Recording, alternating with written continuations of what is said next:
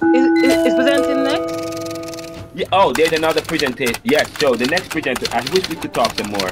But okay, the next presenter, I wanted to raise up another point about the use of craniology and the skeleton, to show how Africans are how the Africans were related throughout history, and how Egyptians were actually Africans from the land of Kemet. So I wish that for the last lecture. We're going to talk about that too. All right, but group 5, you have the floor.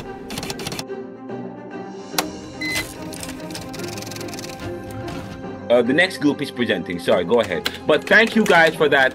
And by the way, I didn't hear about the fact that Cayman Islands, prior to 1962, was a colony of Jamaica. I didn't hear you guys say that, and that is significant. Prior to 1962, Cayman Islands was a colony of Jamaica. I didn't hear anybody say that. And by the way, I used to live in Cayman Islands for a while. I lived there for some time, so I know a lot about Cayman Islands. All right. It was mentioned, did I, sir? It was mentioned. It was mentioned. Good. Go ahead.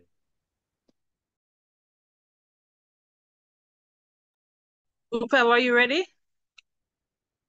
Okay. Thank you, guys. Thank you, Jerome and the group. You guys are doing very, very well. Yes, we are ready. ready. I'm just waiting on my colleague to share her screen. You're welcome, sir. Respect. Yeah, man. All right. Good evening, everyone. Thank you for joining us for another thought-provoking show of Caribbean Thoughts, exploring the Caribbean. As we would always join this third Friday evening, your presenter is myself, Chantal Parchment, and we have two exciting guests today on our show. We have a representative from the Turks and Caicos Islands, that is Mrs. Allen Cook, and we also have our beautiful guest from the island of Dominica, Mrs. Thomas Palmer. They will be giving us insights on their respective islands. They will also be sharing things that we probably did not know. So we just want to say another show today as we present to you the Caribbean Thought. We would explain to you what is Caribbean.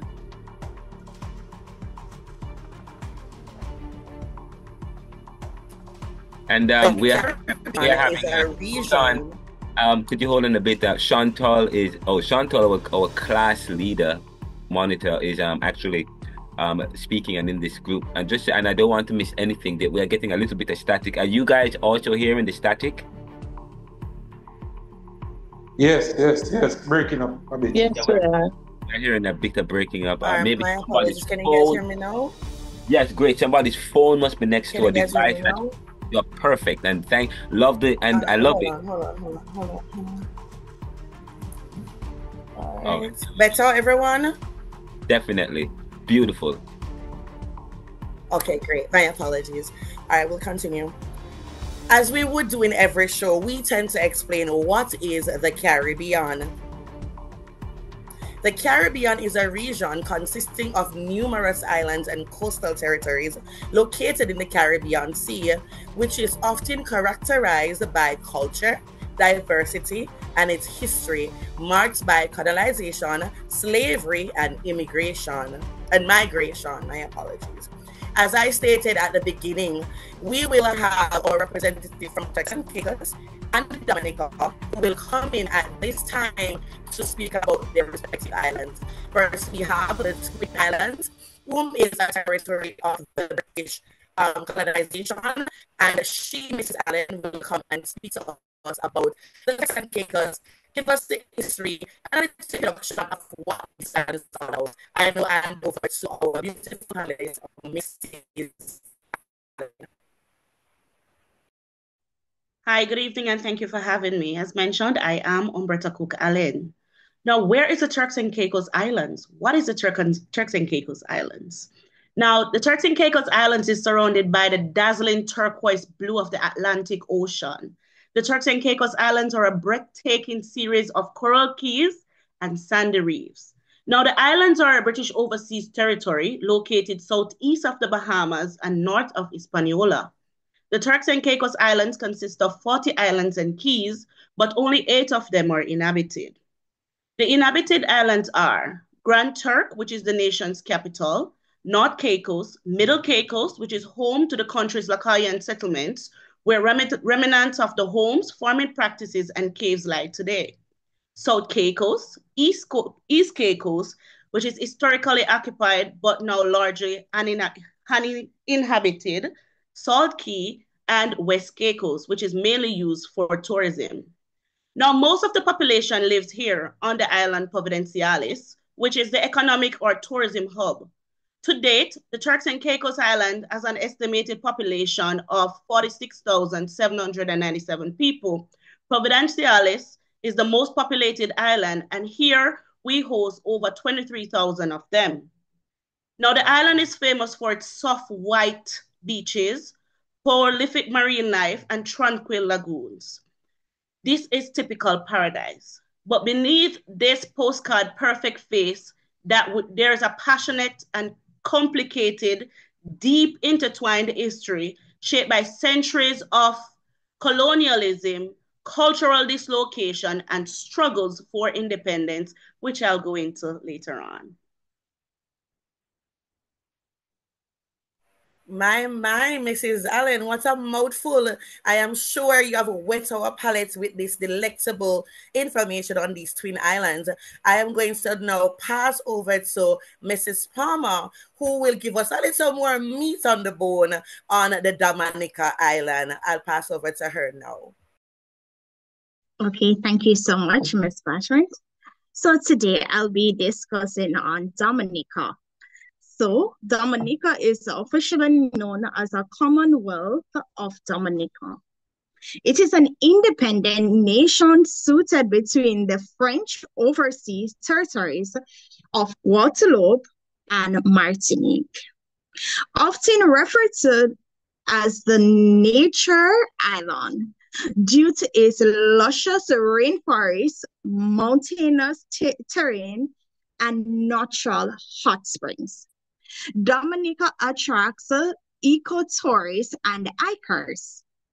The island has a more diverse economy based on agriculture, specifically bananas and cocoa. In addition to ecotourism, Dominica history is characterized by its indigenous Kalinga people and colonial influence from the French and British before gaining independence in 1978. Thank you so much. Again, some wonderful information. I just want to have a little bit of an idea. No, based on everything that you guys have said, what is really the history on both islands? What is the most unique history about the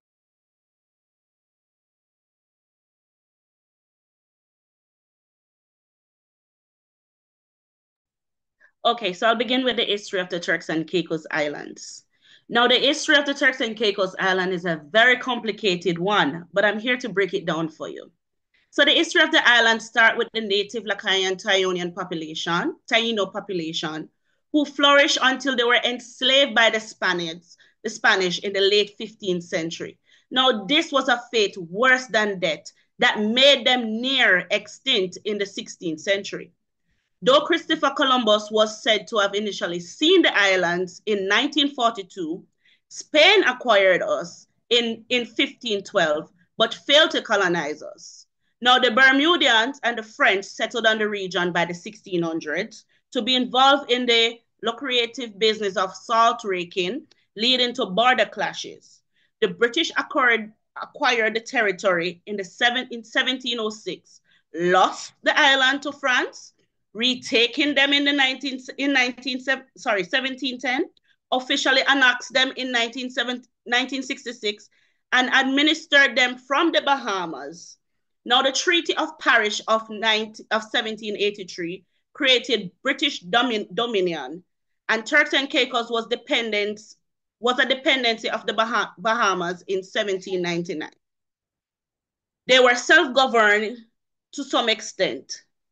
in 1848. However, due to financial and administrative challenges in 1873, the Turks and Caicos went under the Jamaican administration in 1874, and this lasted until 1962.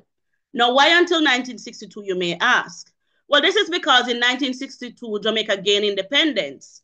And as a result, the Turks and Caicos, though a British colony, and then was granted more autonomy, was still subject to the UK judification. And this led to the TCI being directly governed by Britain once again. Now, presently, the Turks and Caicos Islands, we remain a British overseas territory with parliamentarian democracy, right? And all this means is that we are able to vote in our own elections. We too have a premier and an election held every 4 years. But since 2025, this will move to every 5 years, right? So under the internal matters and administration, though the internal matters and are administrated locally, the government, the final authority remain with the United Kingdom. The economic circumstances of the island is determined by tourism, which contributes to over 80% of the gross domestic product or GDP. And then comes the financial service or the offshore industry and fishing. Now, the banking and investment financial services are also among the largest employment generators. Now, political and economic security for the islands, even with the increased autonomy, is unredeemable from the United Kingdom membership. So the Turks and Caicos, though they fight to be independent, there is no real strides to become independent. Because outside, back then, they started with salt production. That's no more. Everything on the island is now imported. And so everything financial is rested within the UK. So if they should step away from the UK, there's a certain level of independence that they would have to accommodate. And now with everyone seemingly comfortable with the way in which the island flourishes from tourism, no one wants to disrupt that pattern to date. Sorry.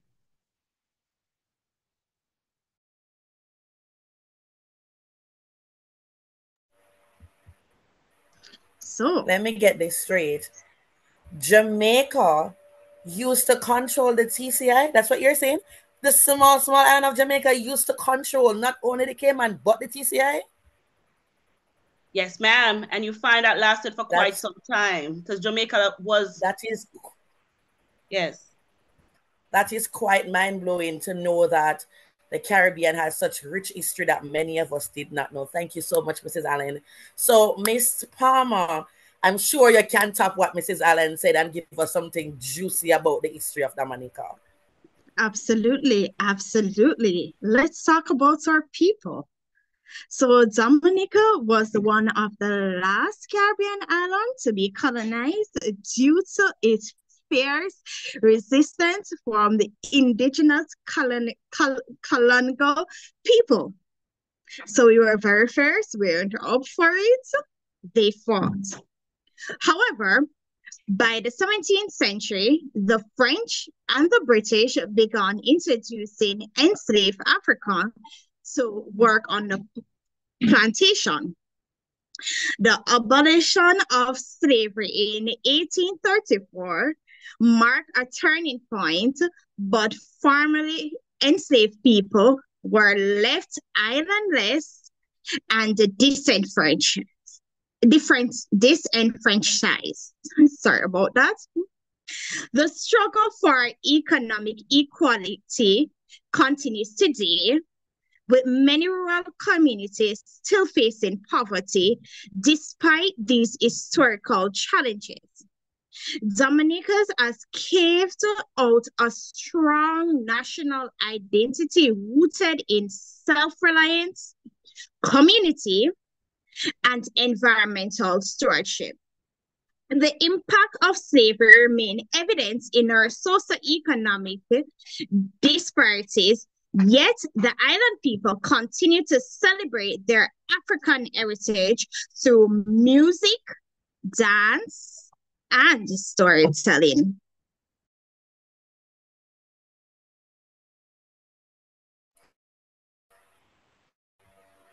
Thank you for that, Mrs. Palmer. It is rumored that Dominica has a unique language, which is a mix between Creole and French because they wanted to confuse their colonizers. Is there any truth to that, Absolutely. And we'll move right Mrs. into Palmer? it further on. All right, great. So, since you already have the floor, can you speak to us about the political economy of the Dominica right now? We spoke about the history. Now, what is really the economy like in Dominica? Absolutely. And thank you so much again.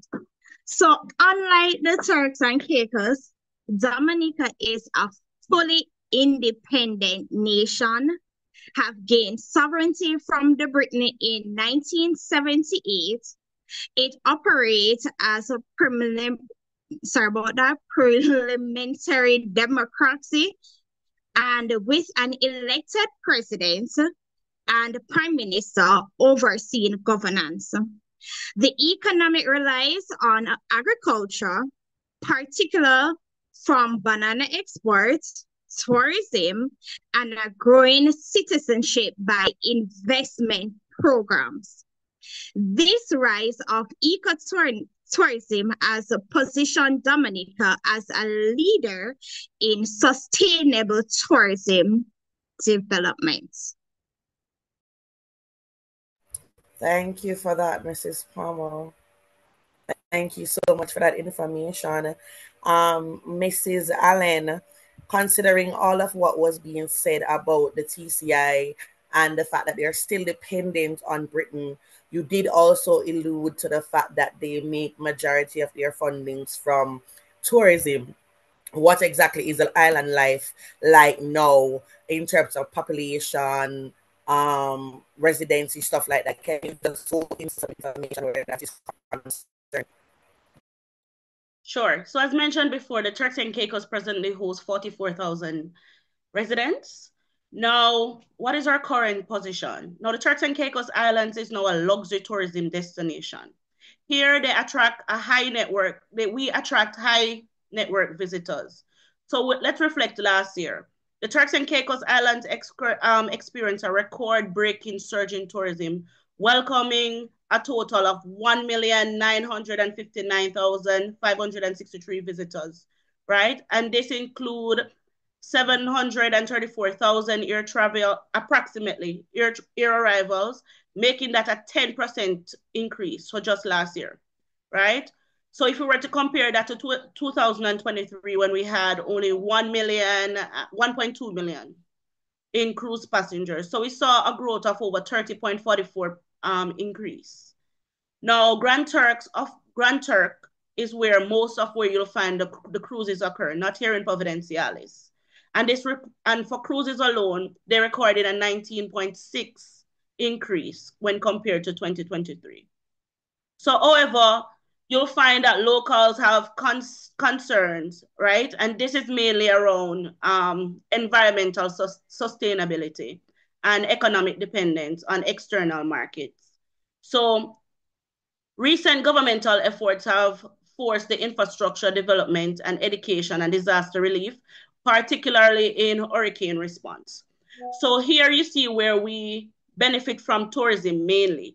So because we are within the Caribbean, we are exposed to hurricanes often. Now, should there be anything where hurricanes are concerned that should happen to the island, we would face a significant hit, and as a result, our GDP would go down significantly, right? Um, yes, but currently we are flourishing. We're doing well. That is great. That is amazing.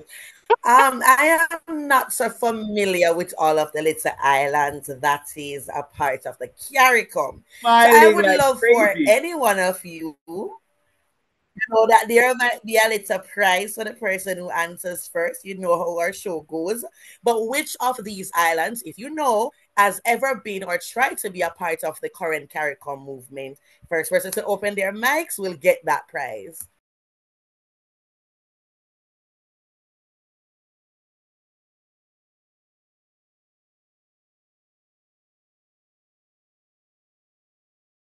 No one can one answer that. This one is easy. All right, so we have a guest on tonight that decided to call in, Mr. McKenzie. Since you had stated that you want to answer the question, sir, the prize is open, the floor is open. Can you demonstrate to us if any of these countries have ever tried to enter the CARICOM? The CARICOM, Jamaica used to own Turks and Caicos, so it'd have to be Turks and Caicos. Okay, so in present day, Mr. McKenzie, you're saying that the Turks and Caicos is a part of the CARICOM or used to be a part of the CARICOM? Oh, they're not a part. I believe they're part. I believe they're part of the CARICOM. Are you sure? Is that your final answer, Mr. That's McKenzie? my final answer. My Going final answer. once? They are a part of the CARICOM. That's my final answer. All right. So, Mr. McKenzie, you weren't so sure. You were a little shaky. So I'd have to pass over to Mr. Edwards. He was very firm. Thank you guys for No, excuse me. I want my in our gift. show tonight. I want my gift. Mr. What? McKenzie, I'm going to I want my ask you not gift. to be a sore loser tonight. I want sir. my gift. I Be a said No, generous, sir. he wasn't sure. He wasn't sure. I am sure. I am sure, but I want to give it Mr. to McKenzie, another with guy. all due respect, sir, you were very wobbly with your answer. I must pass over to your opponent, Mr. Edwards. So thank you so much for participating, sir. We will carry on with our show tonight. That Yes, the gift Mr. can be Mrs. Burton. I think the gift can be Well, shared. we will discuss it at the end of the No, show. Thank you guys so much. We give it to Edward. We give it to Edward. Very good. Very good. I really wanted the students to answer that, so we give it to Edward. Very good. Mr. McKenzie, I am going to be offering you, since you are the runner-up, we have an amazing writer that collaborates with us in our show. He's a writer of the Neoliberalism. He speaks so well about the Caribbean and what the economical status is for major countries like Jamaica and America and such. So we will be giving you a book for free, sir. So just leave your name and your phone number and we will send it off to you at the end of the show. I hope this is pleasing to you, sir.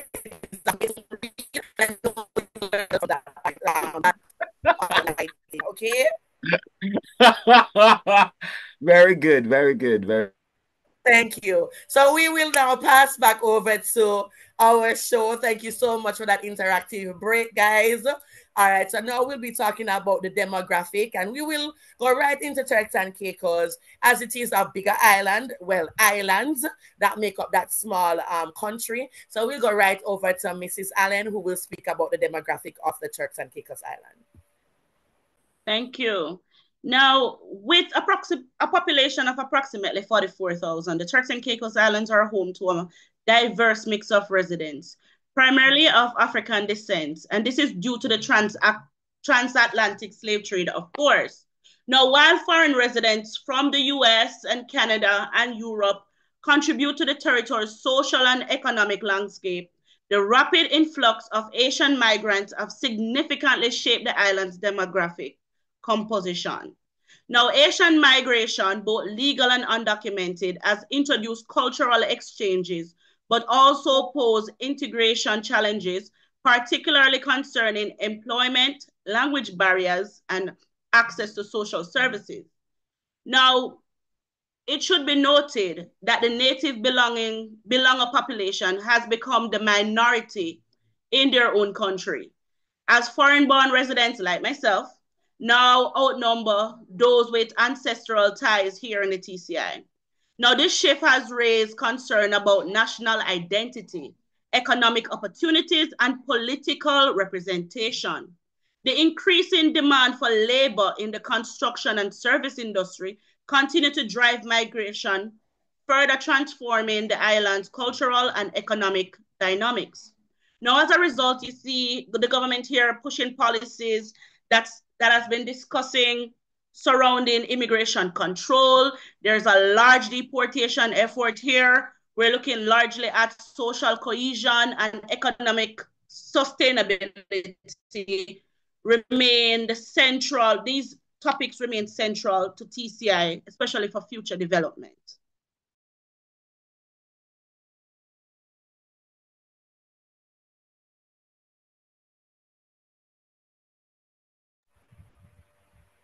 Thank you so much. We're gonna go right into Dominica now as we are trying to wrap up. So Dominica, just go right ahead and speak to what is the demographic of Dominica.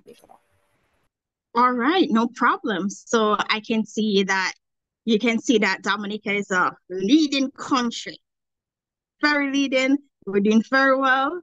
So I'm going to speak more about our population. So Dominica has a population of approximately 72,000 people, with a vast majority being African descendants. Wouldn't make people come push over in our country, right? Dominica is a home to the last remaining indigenous Kalingo population in the Caribbean, who continues to preserve our cultural heritage despite historical marginalization. And I think they're Thank you. called. I think they're called the Kalinago people. They are the Kalinago. Thank you. Yes, yes, perfect, perfect. I love that our show is so interactive tonight, and persons are learning and adding to what we are learning about these countries. So now we're gonna go right into the religion. We know that the Caribbean is rich in different religions. We have, the African spirituality. We have Christianism and Catholicism and all of these other isms and schisms. But we want to just hear from the different countries now which religion is the most popular in that particular country. And just a little backstory of where it started and such on. You already have the mic open. Go ahead and speak to that. Thank you so much once more. So for Dominica, where Christianity is dominated the religion landscape, with Roman Catholicism being the sorry, hold on. All right, continue. So Christianity dominates the religious landscape, with Roman Catholicism being the largest denomination. However, traditional African spiritual practice still influences the cultural expression in rural communities. And just so you know, if you cannot say Catholicism, just say the Roman Catholic Church. Okay. If you can't say Roman Catholicism, you can say just the Roman Catholic Church is fine. Okay.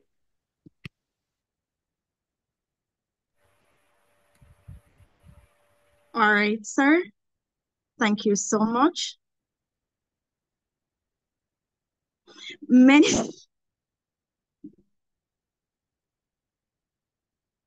All right, I threw me off a little bit. Thank you so much for that, all right. Farmer. Miss Allen, can you go ahead and speak to the religion that is on your island? I certainly can.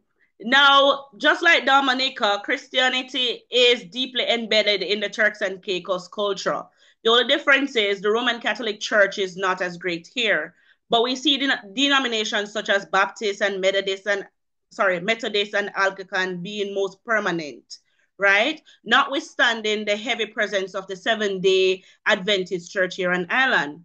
Now, religious influence is evident in communal gatherings, celebrations, and mutual support during hardship. Now, the TCI starts every function with a hymn and a prayer. Now, though the island welcomed almost 2 million visitors last year alone, it still holds its spiritual practices of no alcohol sold on Sundays, spiritual holidays such as Christmas and Easter, and of course, Election Day. Now, despite colonial suppression, traditional Caribbean religious practices like spiritual baptism and other minor cultural practices such as obia in different traditions persist in the cultural narrative to date.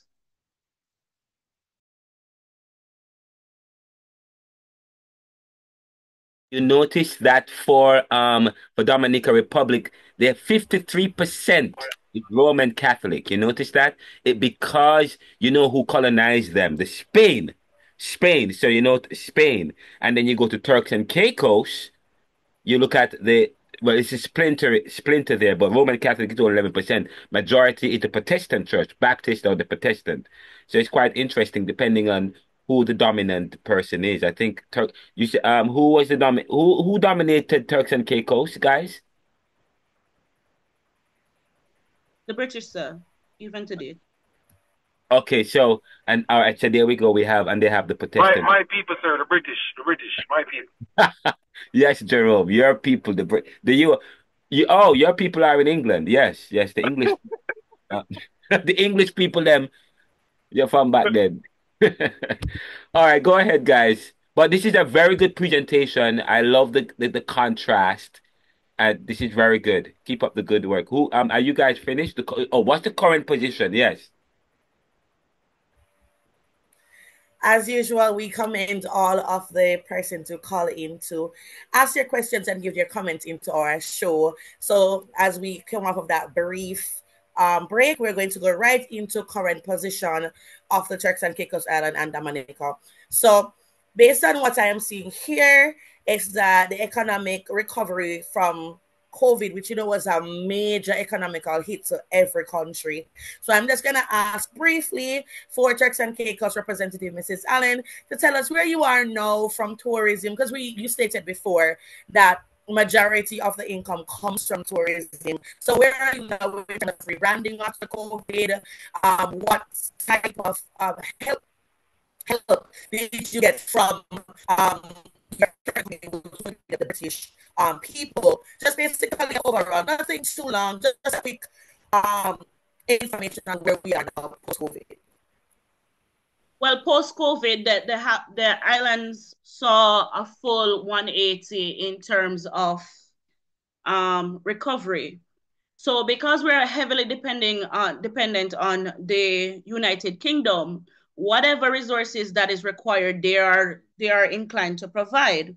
Now we're given a budget to work with every 4 years. And as I mentioned before, we just had an election closing out one period. So you'd backtrack to COVID-19, which started mainly 2020 within the island, you would see that would have closed out a financial year. So it would have then been given a budget to suffice, and then would have just started a new budget. So in terms of growth and development, the country saw overall growth and development to be over 30%.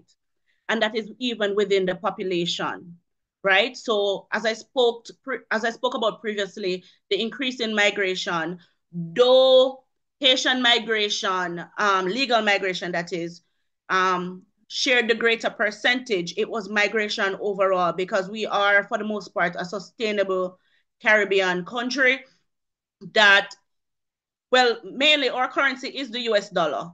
So once the US remains dominant, so will the Turks and Caicos, even though we are under the British rule.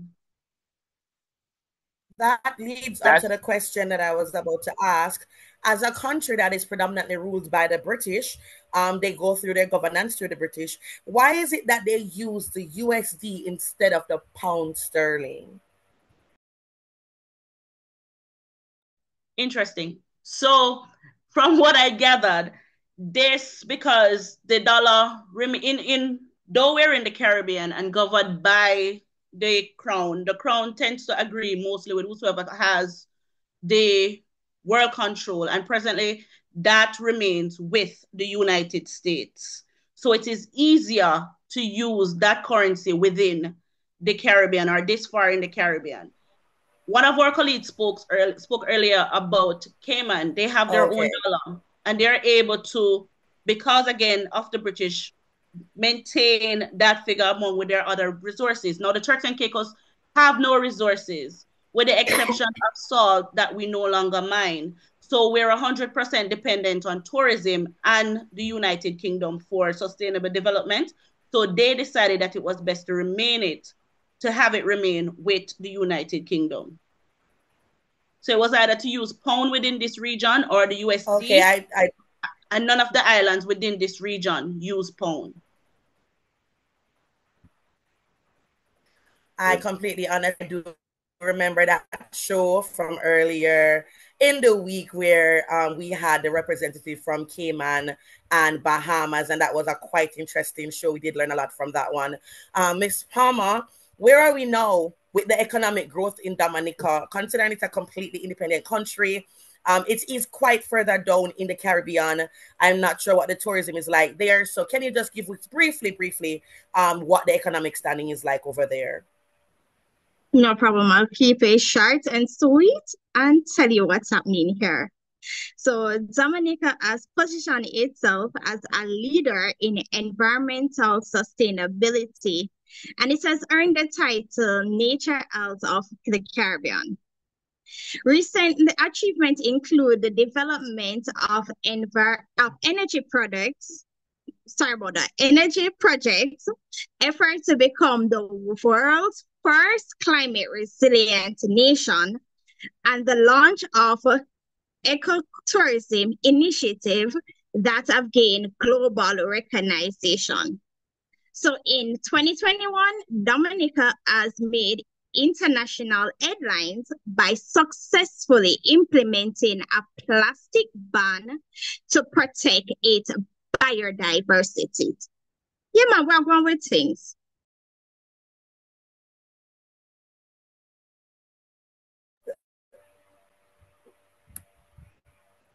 Know that. It's good to know that. Thanks.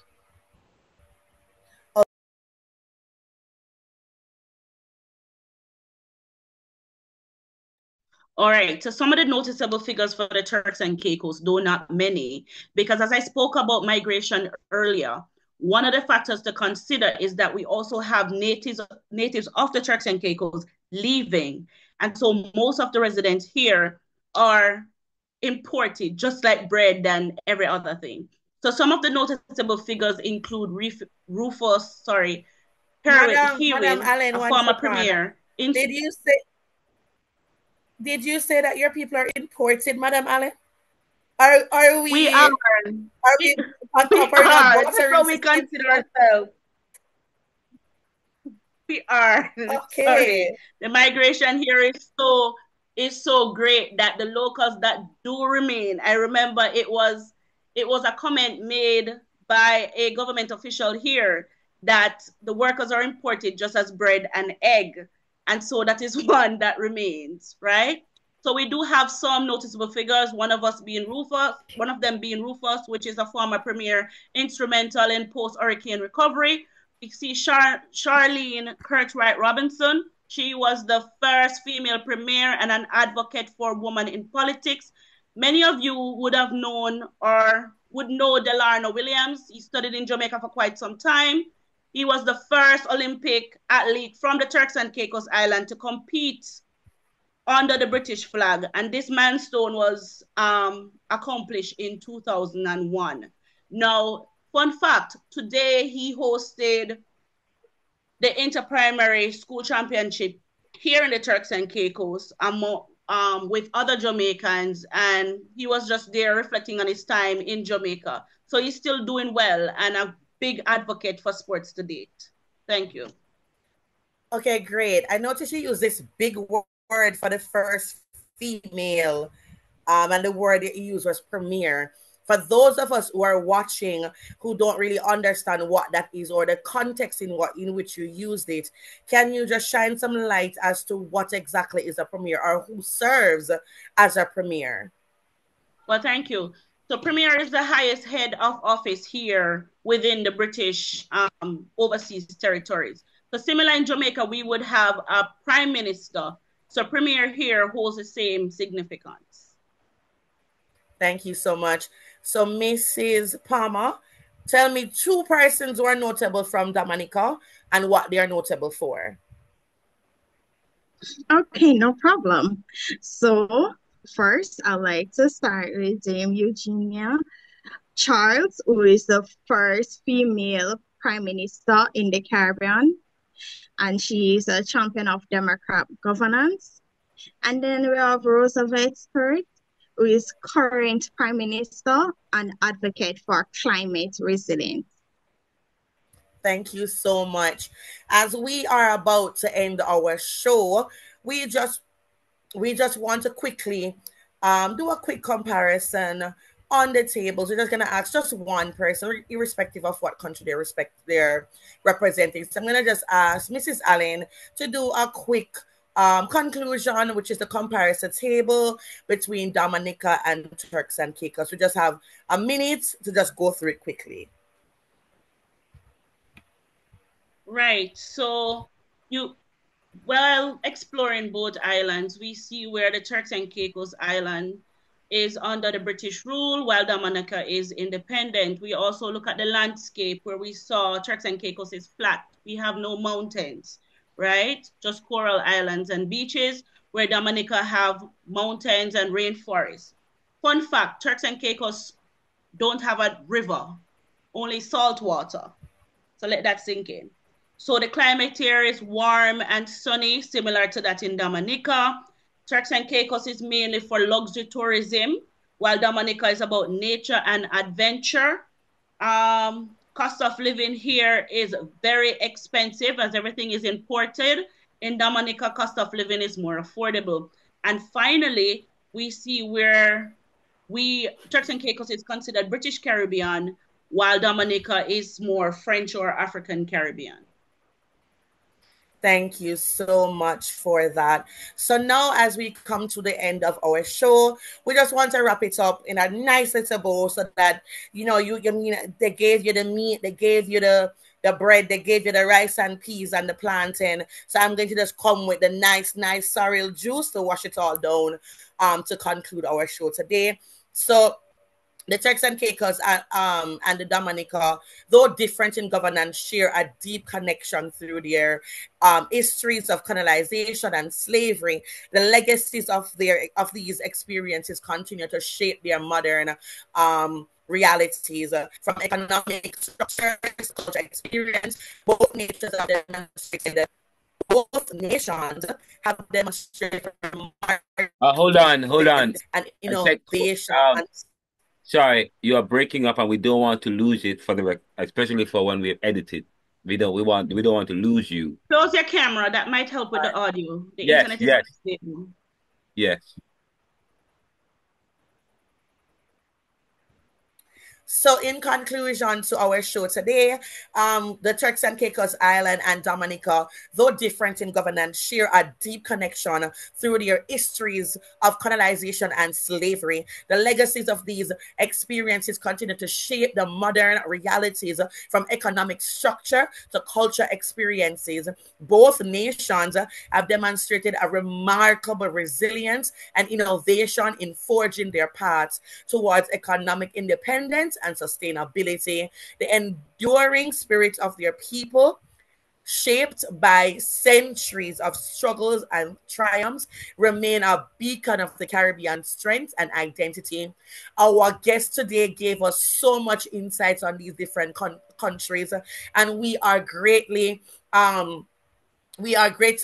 pleased that you could stay throughout the duration of our show and that you guys have learned something. So for the end of this show, we have one more brain tweet teaser, one more prize. The person who can answer this question, any of the two questions, they are true or false, will win themselves a $200 credit, whether it be Digicel or Flow. The first person to open their mic or to send a message in the chat will win this prize. So the question is, true or false, is Dominica Republic, do they desire a visa from Jamaica? Dominica, the island, do they require a visa for travel from Jamaica directly to their country? True or false? False. False. All right.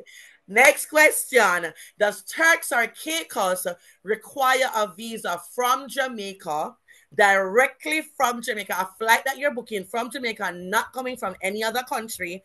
Do you need a visa into the country? Yes or no? Going once. Visa. You do need a visa, but not a Turks visa. Going twice. You need a visa, but not a Turks visa. You need like a US visa or England visa. I'm sorry, what visa? Edwards?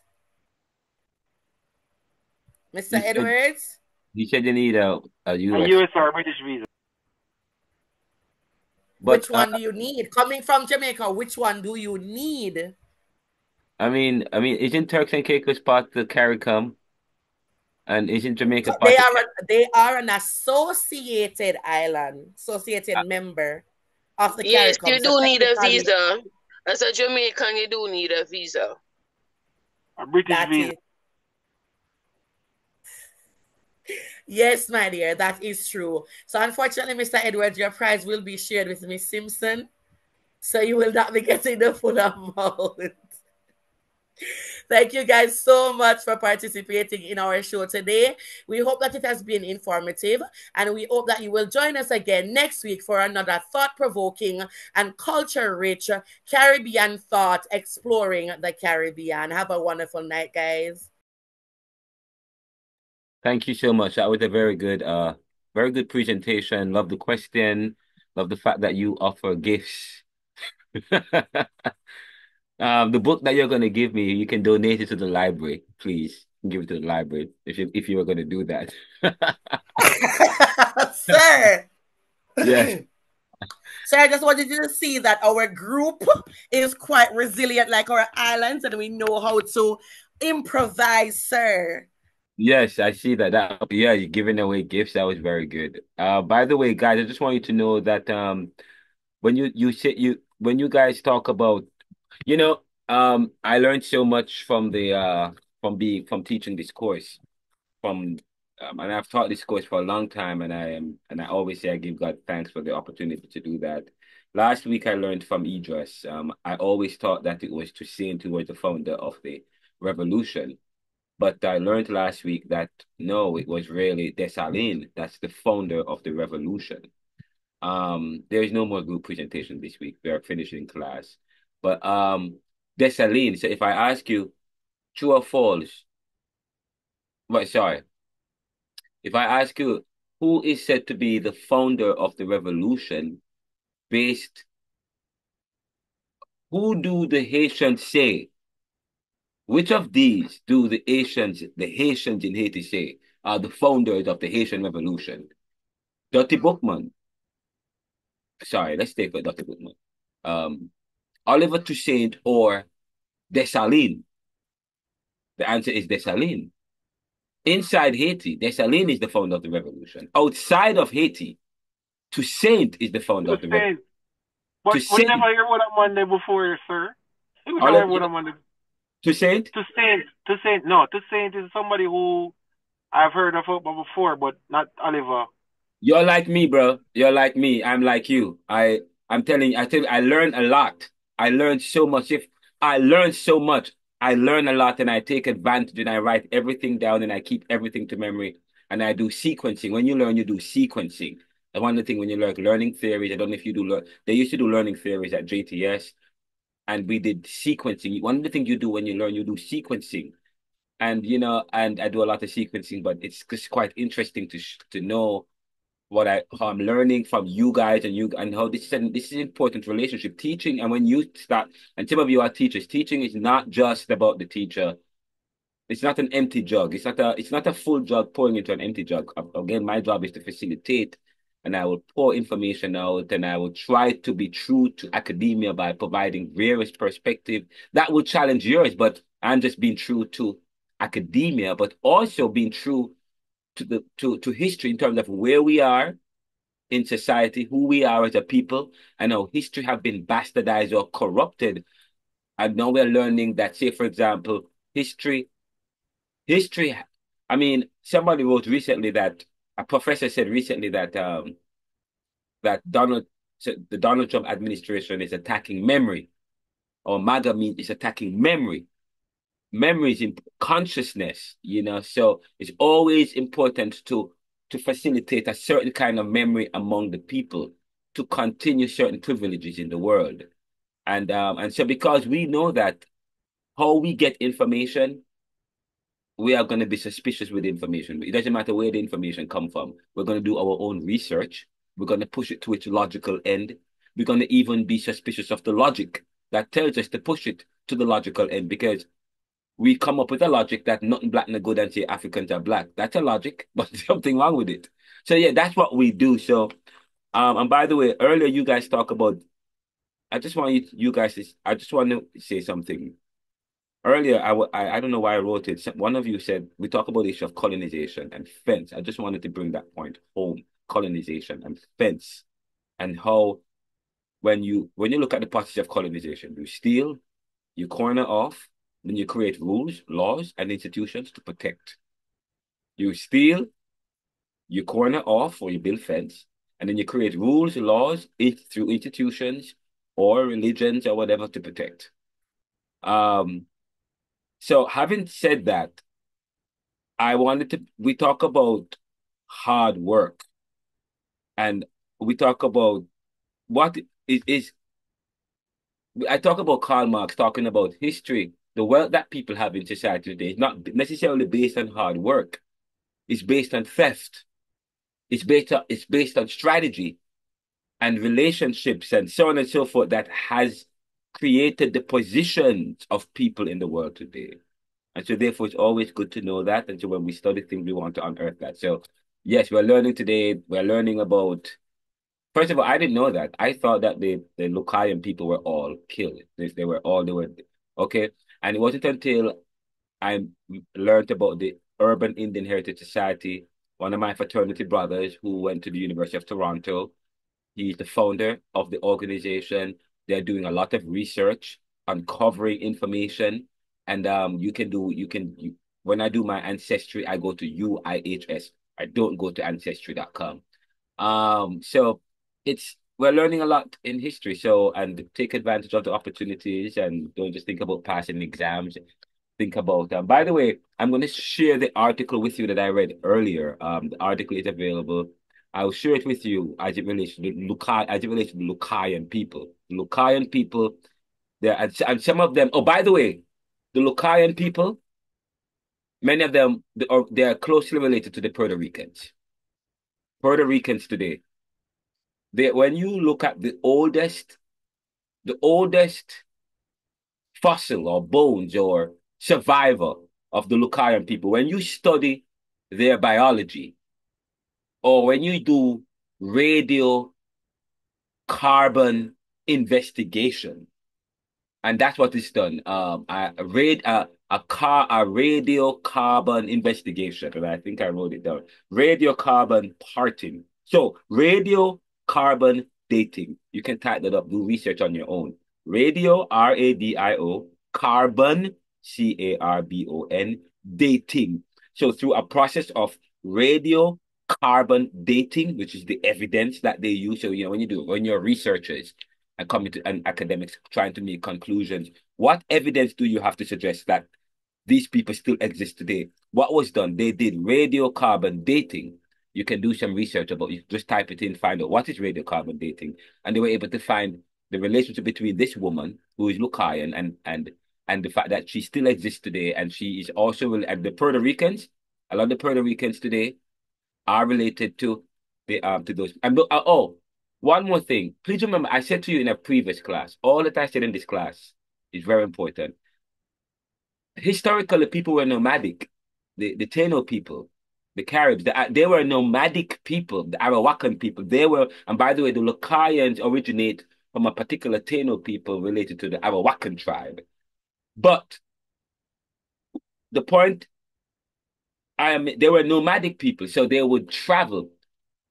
Some of these islands are small, and these people they are small in terms of their groups. So they would travel. They were nomadic, so they would travel whenever based on the seasons and the winds. So that's how their survival depends on the seasons and their ability to move from place to place. Historically, that's how this. So therefore, you go to. So 1 minute they were in Turks and Caicos, then the next minute they end up in Suriname. Then by say, okay, we've outlived this land. Let's go back. Let's go back down to Turks and Caicos.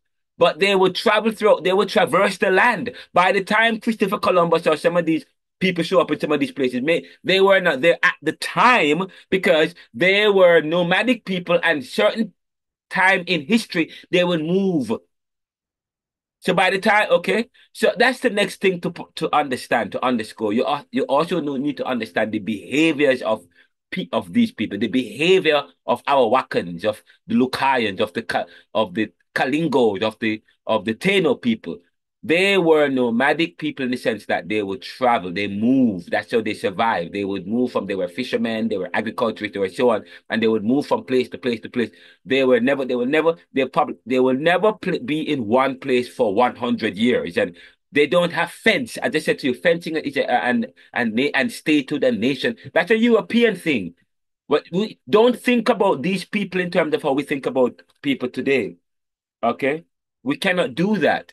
They don't have houses and static places and have fence and they live there and they give the places to their children and grandchildren and so on and so forth. They were connected to the land, but they were connected to each other. They were all one people and the whole land belonged to them and they all traversed the land. They traversed the land and throughout the Caribbean. Okay, so No you need borders. no borders. So the one, they were nomadic, and two, when you do radiocarbon, then it shows the connection between the people of the Caribbean. They would travel from place. But as I said to you, it was important for the Europeans when they colonized the place to make sure that they remove any trace, any history, or any evidence that others may have to claim the land in the future. That is what if the Haitians say, no, no, no, no, no, no. Some of us are from Haiti. Some of us are directly from Haiti. So you can't force us to pay because it's actually our land. Because some of our people belong to the land anyways. Because what the French is saying is that no, the African people there who stole the land from us, it was our land. Of course, as if the people they stole the land and it became there, but they stole it as if some of the Africans and the people there in Haiti weren't original. But it was important for them to erase them from history so that they can write in the narrative. So now they can tell the Haitians to pay them $94 billion or whatever the case is. Okay, but this is important to note. This is important to note. But thank you guys. And this is any final thoughts from any of the groups you presented? Is there anything that you have said that you never got a chance to say you want to say? I wanted to ask When a are we question. getting our grades? Sorry, Okay. Edward. I'm sure you have something very important to say. When are we getting our grades? Okay, great. All right, good, good. All right, next. Jerome, yes, Yes, sir. you're gonna get it I soon. wanted But to hear. I wanted to I'm gonna hear tell you as your. of now, I am impressed with all of you. So if you're not vocal in the class, then I'm not impressed with you. You should be doing something. You're not if you didn't do any work in the groups, if you're not that involved then you should be concerned. But overall, what I'm seeing so far, I'm impressed. And right now you just need to be ready for the exam. Okay. Yes, um Jerome. I wanted to hear your view, sir, on because before you tackle with critical thinking to think about um the set of people who we reported were no more. So I wanted to hear your view, your critical thinking view on Nanny of the Maroons being a hero or a heroine. Yeah, she's a heroine. I mean, they don't and she practiced obia. I mean, but she's a heroine. Hear me think, sir. This is what Yeah. I think, right? I think there And are we, other I think, persons. but one more thing, Jerome, and we need a nanny of the maroon ticket with what's going on in the world today, and it's not just with what's going on in the world. Sir, are you saying that we need a woman or we need some? Because I don't know her. She's not. Nobody knows her, sir. No, there's no concrete or concretized history of her anywhere. There is no thing to say. All right, she's from this tribe, but what was her last name? What was? It's like she was like this mystery person. Yes. You know what I mean? So why we have this mystery person as our No, national figure? no, she wasn't mystery. Who says she's mystery? Nanny of the Maroon actually existed. Actually, a living person. There are people who there are stories. Sir, was it a female person? Was it more than one person? Was it three person? We don't know. We Well, don't know. they said Jerome, that Nanny, remember, back then the last name wasn't as significant. It was our tribe. Ends Nan, of the Maroons is after slavery and all of this that we become And let me the tell you, Williams and that's the not true. Whites and the That's Browns. not true. There's more information on Taki than there is of Nanny of the Maroon. yes, yes. Well, There is a lot more information of On the Taki. region. There's yeah. more information of Taki than of that person, the nanny of the maroon. There's more information. They can trace Taki. They tell you exactly where in Africa I'm from, which tribe him come from, when him reach here. There's no information or true information of nanny of the maroon. Can they find her grave in Jamaica? I've never heard of that before either. So I don't know, sir. They have monuments of her in Jamaica, so we need to get with the Jamaican Archival Society, and maybe that could be a research paper for you. Yes, that should be something of interest. That's how you do research. I would love you to take her down. Are you doing a master's? Are you gonna do your master's after this? I'm not sure yet, sir. That would be an investigation for you. That's how that's how we do research. In fact, that's what would in research when you do your PhD, you would have these 1 or 2 or 3 just general theoretical classes, and we have these discussions on, and by having these discussions, suddenly something interests you. Nanny of the Maroons. Is it true? You write those questions down, and that's how you start a research study on Nanny of the Maroons. And and you're going to learn more than what you are asking me, and you're going to create a research study, a research question from that, a problem from that, and so yes, that is something you should do. You should work on that, because to be honest, I don't know much about Nanny of the Maroons either. All right, sir. Yeah, do something. And the first place you would probably want to start is an Obia church or a revivalist church. No, yes, or the Maroon history. So go to the Maroon history, but we see because we are exposed. I'm telling you, there's a lot about Nanny, but because we are so exposed about a certain history, I say, first of all, Obia is illegal, and then women, we only have one woman hero, anyways, because we live in a society that is masculine. So of course we're not going to celebrate women anyways. So therefore do a research, go to the Maroons villages, go to some of the Jamaican revivalist churches as well, do some research, then also go to Jamaican Archival Society. Some of what they have might be wrong as well. Your research may help you to correct some stuff and you could write a book from that. I'm telling you, Jerome, what you have said, write it down, and then develop an interest, and eventually you can become a consultant or over issues related to Nanny of the Maroons or Maroonage history and so on and so forth. Please do the research. Please explore it. Sir. Yeah, man. I'll take you up on it. All right, definitely. All right, guys. Now we are beyond. It's 7:43 here in the US, 6:43 where you are. Thank you guys so much. And please continue to read, continue to reflect. All the last class is available. This class is going to be available. I'm going to break it up in 3 pieces. But it's going to be available hopefully by Sunday. But the lecture last week is available. It's beautiful. Love the graphics. It's amazing. And hopefully you guys can think about doing this in the future, like something like this. This is great. All right, guys. Anybody wants to leave in prayer? Lead us out in prayer. Hold on. All right, sir. Good evening. I'm going to have to jump now. So have yourself a good evening. I'm glad that our presentation was interactive. And I'm glad you enjoyed it and you learned from it. Big up ourselves. Have a good evening. Yeah, we'll give you a gift, an A+. All right? That was very good.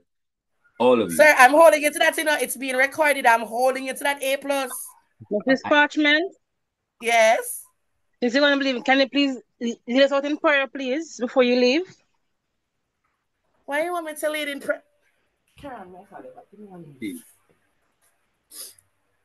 right. Eternal and most righteous Father, mighty God, you are God and God all by yourself. Mighty God, there is none like you, Lord. Mighty God, we have gathered today, mighty God, in numbers, Lord. We have presented our different presentations. We all came together to get the work done. So, mighty God, we give you thanks even now just for that. We give you thanks, Lord, that you woke up us this morning, mighty God, and put us in our right mind. Mighty God, we give you thanks to our lecturer, mighty God. We give you thanks, mighty God, that we have started this course and we're finishing this course strong, mighty God.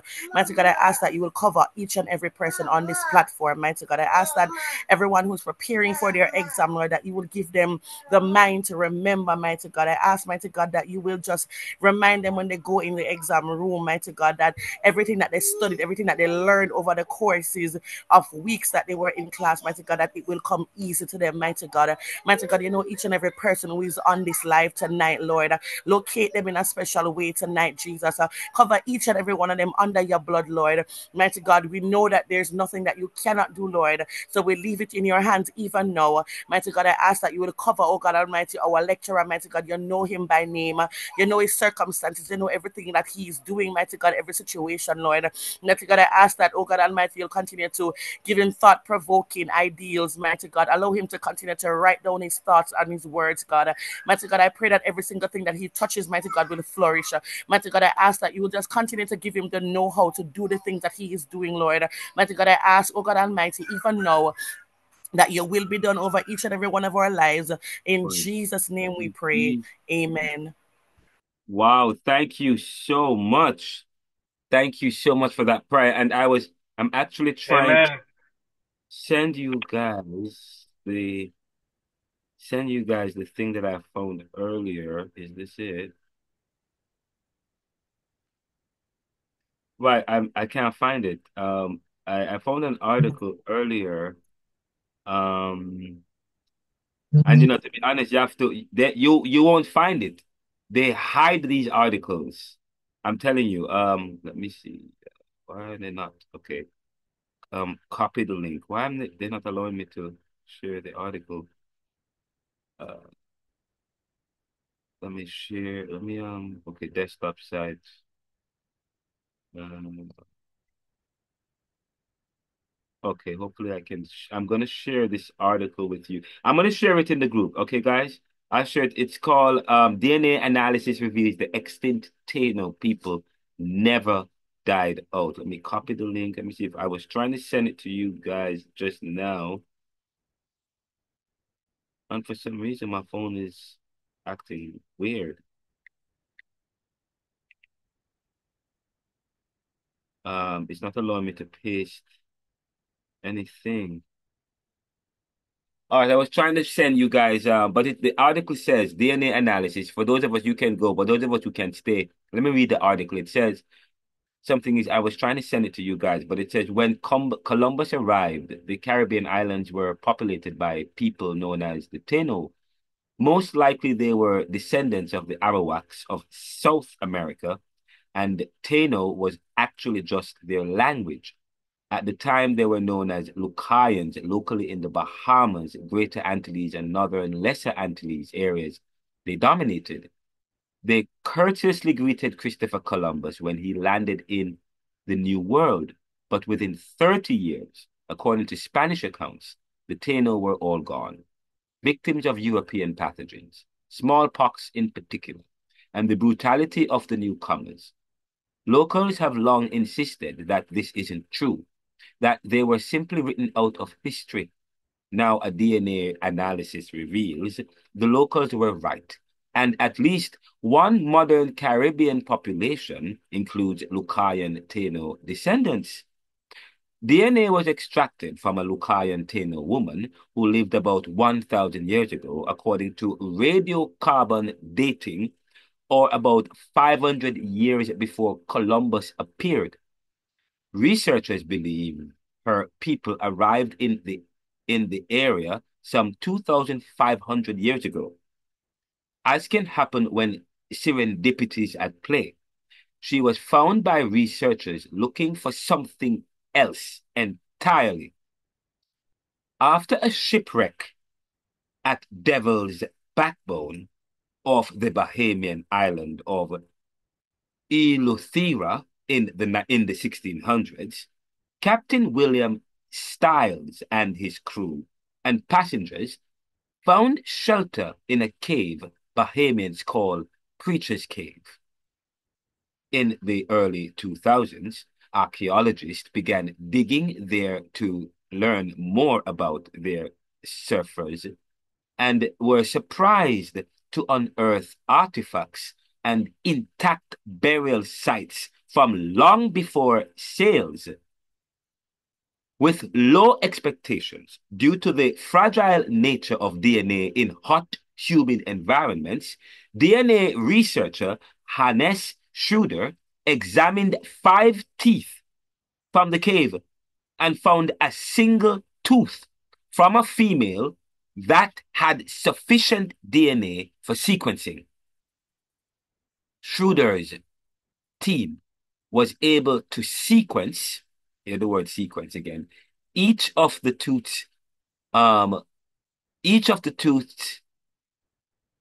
nucleotide or nucleotide bases to an average depth of 12.4-fold, giving them an unprecedented view of the long-tossed Taino population, the long-lost Taino population.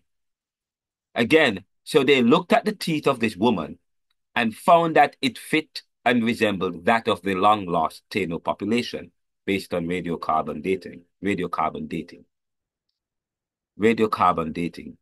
Now, the researchers found evidence that the Lucayan Tainos had likely originated with the Arawakans of northern South America. They also saw none of the telltale signs of inbreeding, suggesting she belonged to a large population that wasn't constrained. That wasn't constrained to Eleuthera, but instead extended across the larger Caribbean region. But anyways, let's wrap this up. Let's wrap it up.